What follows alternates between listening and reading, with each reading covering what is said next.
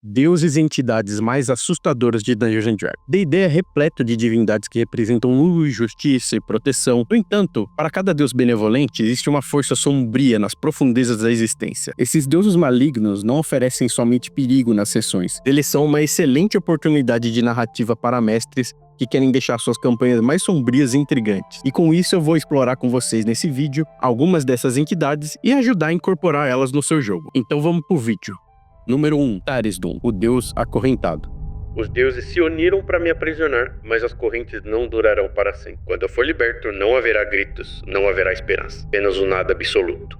Tarisdun, ou também como é conhecido, o deus acorrentado ou o olho elemental ancião, ele é a entidade que não deseja apenas governar. Na real, ele quer o inverso, ele quer obliterar toda a existência. Sua origem é um mistério, mas alguns suspeitam que ele vai além do espaço e do tempo. Uma entidade de caos, basicamente. Na Guerra da Aurora, o primeiro grande conflito entre as divindades, Tarisdun encontrou uma fonte de poder puro. Usando esse fragmento de mal absoluto, ele moldou o que conhecemos hoje como abismo, corrompendo parte do caos elemental e dando origem aos demônios. O impacto desse ato ecoa até hoje, pois foi assim que nasceu a guerra entre os demônios do abismo e os diabos dos nós infernos. Mas um dia, os deuses perceberam que Tarisdun não pararia por aí. A sua intenção era consumir tudo, e ele não pararia até conseguir isso, inclusive consumir a si mesmo. Incapaz de destruí-lo, os deuses uniram forças para aprisioná-lo num local de compressão mortal, uma espécie de vácuo dentro do próprio tecido da realidade, usando na cadeia um poder forjado com múltiplas divindades que o trancaram para sempre. Ou pelo menos é isso que eles acreditam. Mesmo aprisionado, Tarisdun ainda sussurra. Seus seguidores se tornam cada vez mais loucos conforme ele se comunica com eles. Eles acreditam friamente que eles podem libertá-lo. Suas seitas, elas são pequenas, secretas e formadas por aqueles que já perderam a sanidade diante do sussurro do deus acorrentado. Eles vão operar nas sombras, infiltrando em sociedades e conduzindo rituais profanos para enfraquecer essas correntes divinas e tá mantendo Tarisdun aprisionado. A melhor forma de apresentá-lo aos jogadores é por meio do mistério mesmo. Você vai jogando por ali sinais do culto, eles começam a encontrar ruínas esquecidas, sentir os efeitos da influência dele de maneira sutil, com sonhos, fissuras na realidade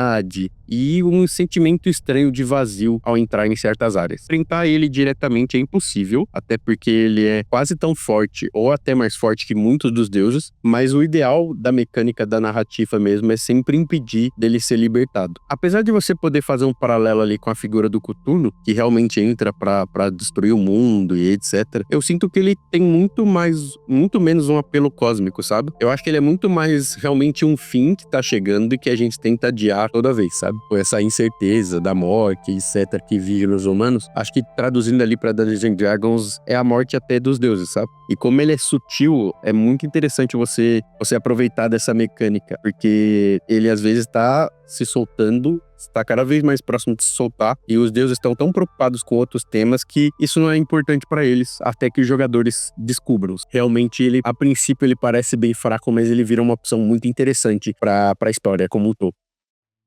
2. Moander, o deus da podridão. Tudo que cresce, eventualmente apodrece, e no fim, tudo me percansa.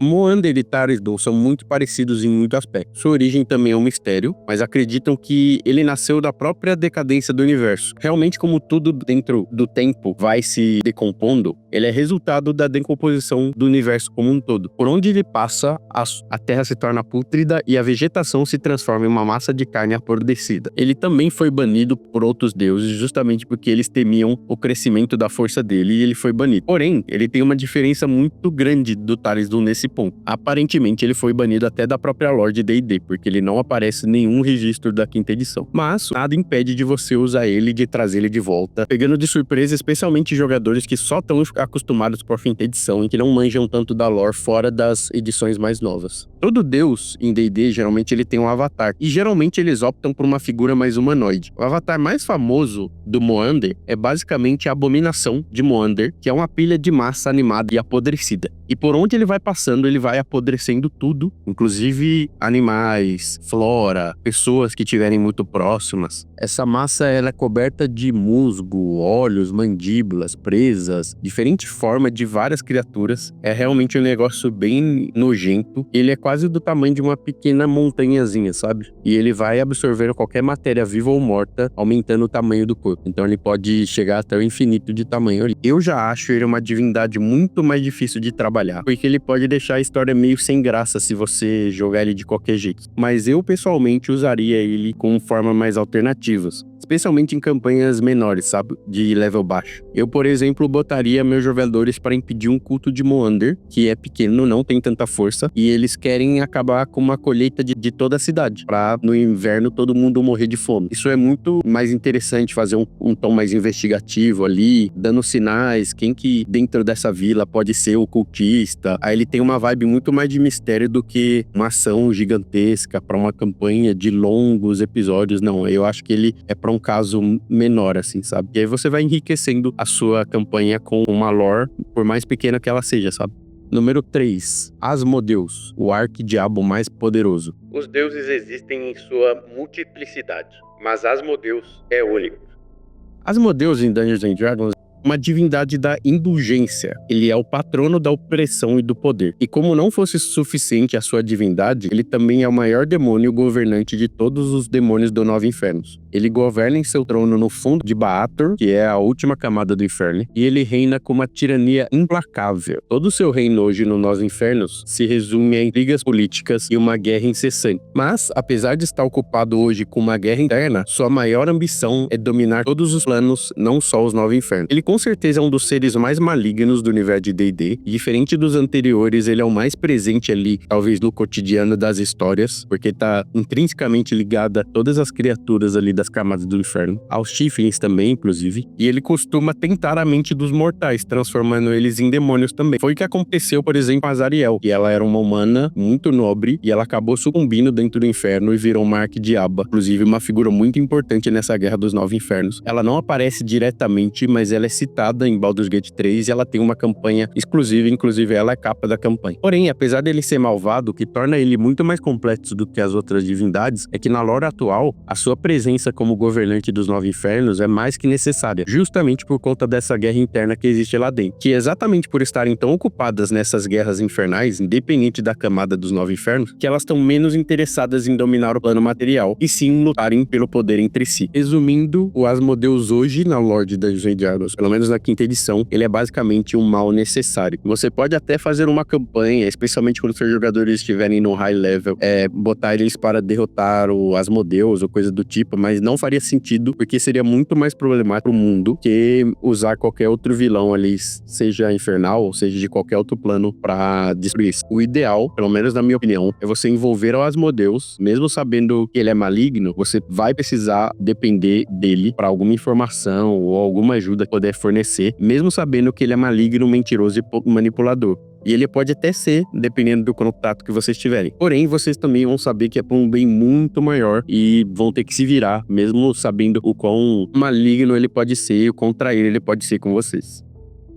Vecna, o deus dos segredos proibidos. O conhecimento é poder, e o poder pertence àqueles que estão dispostos a pagar o seu preço. Vecna é um dos mais icônicos deuses sombrios de D&D. Por causa disso, eu nem vou parar muito tempo pra falar muito da lore dele, porque muita gente já sabe e eu tenho um shorts pra isso, você pode assistir depois. Mas só dando uma breve introdução. Ele é um Lich, e não só isso, ele é um Lich que ascendeu a divindade. E assim como ele, seus seguidores hoje, eles buscam conhecimento proibido. O Vecna, de fato, acho que revezando ali com a Tiamat também, eu tenho um vídeo falando dela, é um dos mais icônicos personagens do jogo. E desde que apareceu em Stranger Things, eles querem deixar ele como o vilão definitivo do jogo. Tanto que a principal campanha que eles fizeram um super marketing em cima disso é uma campanha de level 20 e o Vecna é o monstro principal ali. O que eu acho, pessoalmente, um erro, porque o Vecna ele funciona muito mais como uma figura secundária ali na história. Ele pode até eventualmente ser um vilão, tá? Mas eu gosto dele ser uma presença, especialmente que no plano material hoje ele tá banido também, então a influência dele não é tão